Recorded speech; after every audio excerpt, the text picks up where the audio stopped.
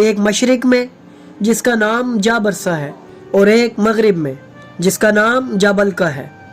वहाँ ऐसे लोग रहते हैं जो ना नाफरमानी करते हैं और ना शैतान उन तक रसाई हासिल कर सकता है। ये सिर्फ एक अमूमी बयान नहीं बल्कि अहले बैत अलैहिस्सलाम ने इस मखलूक की तफसीलात भी हमें अता की हैं। नाज़रीन, इमाम अली अलैहिस्सलाम एक रिवायत में फरमाते हैं, बेशक अल्लाह ने ज़मीन के मशरिक व मगरिब में दो ऐसे नूरानी शहर बसाए हैं जो इंसान की अकल को हैरत में डाल देते हैं। उन शहरों के लोग ना इब्लीस को जानते हैं ना उसकी खिलकत का कोई तसव्वुर रखते हैं।